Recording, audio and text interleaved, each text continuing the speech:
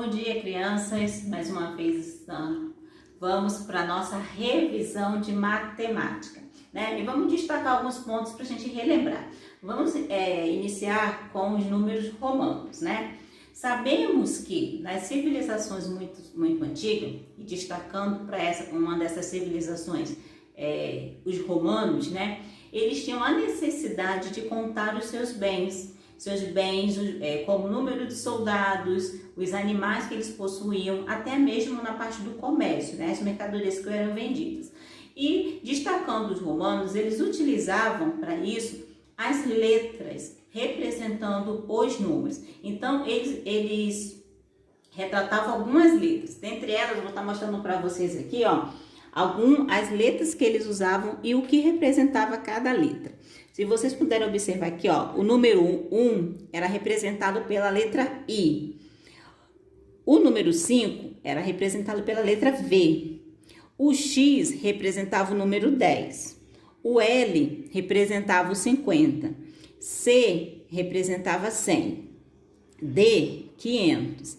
I, M, 1000. Vale ressaltar que todas essas letras é sempre representado com letra maiúscula, sempre letra maiúscula. E aí, crianças, eu vou estar vendo a ideia, vou aqui estar fazendo junto com vocês para estar explicando melhor. Aí aqui eu coloquei alguns números, ó, 1656. Esses números estão representados no sistema arábico, no nosso sistema. E aí a gente vai colocar ao lado em números romanos. Então vamos lá. Eu quero representar 1000. Sabemos que o 1000 ele é representado pela letra M, então eu vou colocar a letra M.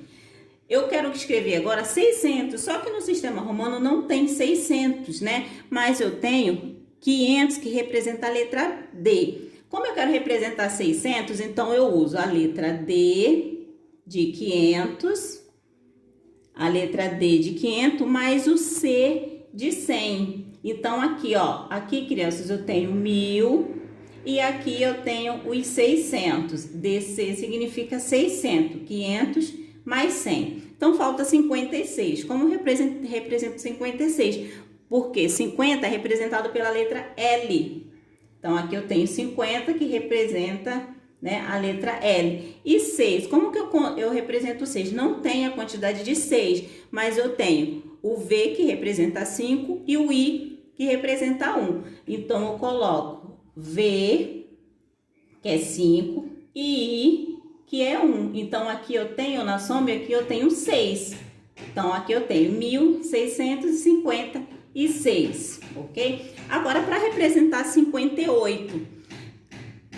58, eu sei que L é 50. Então, eu coloco 50. E o 8... E aí eu vou colocar V, que é 5, e coloco 3I. E aí eu tenho 58. E 300? 300 também não tem específica a quantia de 300, mas eu tenho 100. Então, se eu quero representar 300 em sistema romano, eu coloco C, C e C, ok? Crianças, agora para representar 698. Então, eu tenho... Vou colocar, representar o 600, que é DC, né? DC, que representa 690. Também eu não tenho específico no sistema romano 90, mas eu tenho 100. Então, que significa C, né? Representa o 100. Então, como que eu faço essa contagem? Eu coloco o C, né? Coloco C e coloco, eu coloco 10 e depois o C para representar 90. Por quê? 100 menos 90. Então, o número menor, ele vem 100 menos 10. Corrigindo, criança, 100 menos 10. Então, no sistema romano, o número menor sempre tem que vir na frente para poder fazer a subtração.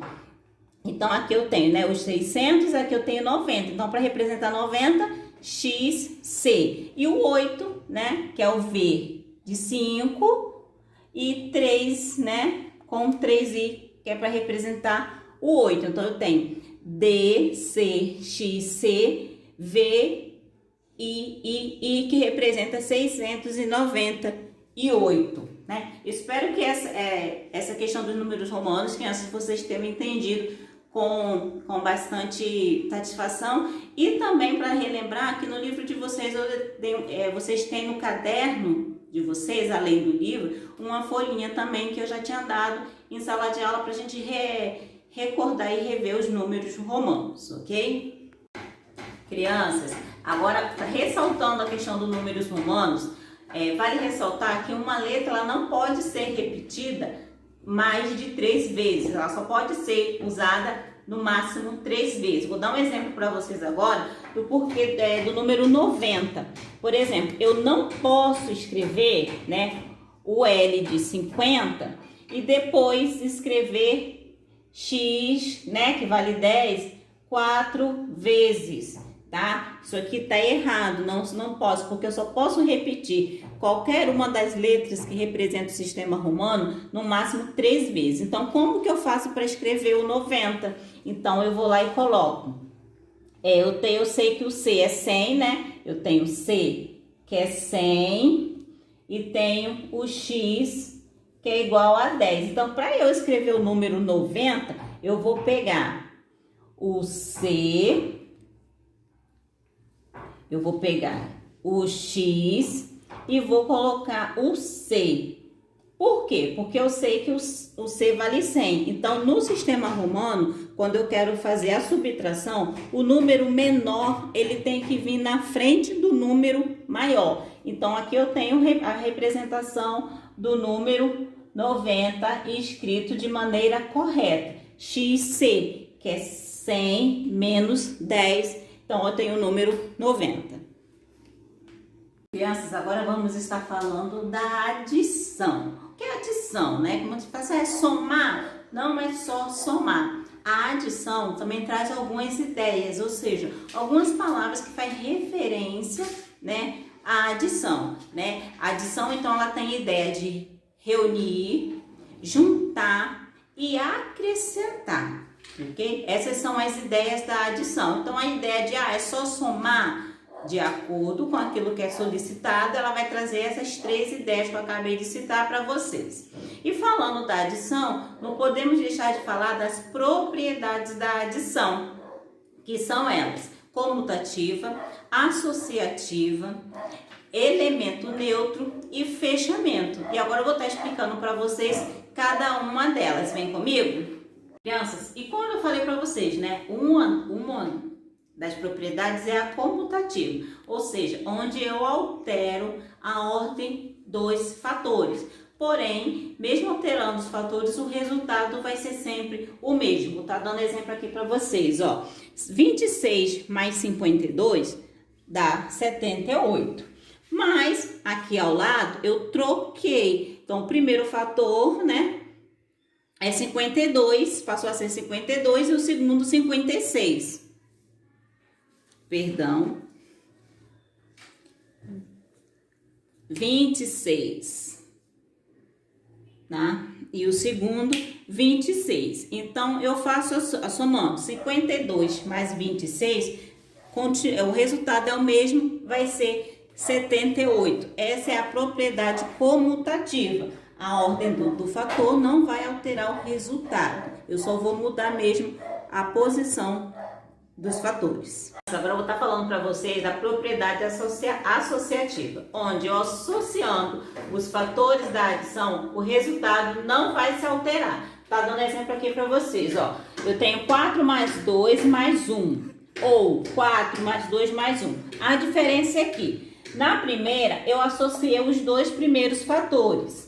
E na segunda, eu associei o segundo e o terceiro fator. Por quê? Quando está dentro do parênteses, eu preciso resolver o que está dentro do parênteses. Então, aqui eu vou colocar 4 mais 2, 6. 6 mais 1 é igual a 7. Já aqui no outro, eu vou repetir o 4 e vou colocar o resultado. 2 mais 1, 2 mais 1, 3. Somando 4 mais 3, 7. Então, se vocês observarem que mesmo eu alterando, né, associando os fatores de diferente maneira, o resultado ele vai ser sempre o mesmo. O resultado não vai se alterar. Agora eu vou falar do fechamento. O que é o fechamento? O fechamento é a soma de dois números naturais que vai obter um novo número natural. Por exemplo, vou dar um número bem facinho para vocês, né? Eu tenho 6 mais 3, dois números naturais, e o resultado vai ser sempre um número natural. 6 mais 3, 9. Então, esse é o fechamento, é onde eu somo dois números naturais e eu vou obter o resultado. Crianças, agora eu vou falar do elemento neutro. O elemento neutro é aquele que sempre for, quando for adicionado o zero, né, ao número, vai ser sempre ele mesmo. Por exemplo, eu vou dar aqui para vocês 8 mais 0, eu vou obter sempre o mesmo resultado. O resultado vai ser sempre ele mesmo. Por isso que chamamos de elemento neutro, porque eu não tenho, né, nada aqui para poder eu adicionar com o primeiro fator. Crianças, agora vamos falar da ideia da subtração. Subtração é a operação inversa da adição. E como a adição, a subtração ela também tem as suas ideias. E quais são as ideias da subtração? A ideia é tirar, né, comparar ou acrescentar, né? Por exemplo, na ideia de tirar, eu tenho, vamos lá dar o exemplo, eu tenho 19 bolas de gude, né? E vou tirar 9 para dar para o Luiz, né? Então, essa ideia de tirar é uma das ideias da subtração, tá? É só um exemplo que eu dei para vocês. E na ideia de comparar, a gente usa muito essa ideia de comparar quando a gente compara assim a idade, né? Eu uso essa ideia da subtração quando a gente vai fazer comparação de idade ou de alguma outra situação. E acrescentar, por exemplo, não vou dar um exemplo bem simples do livro de vocês, né? Onde está falando da peça de dominó, né? Geralmente a peça de dominó tradicional é composta de 28 peças, né?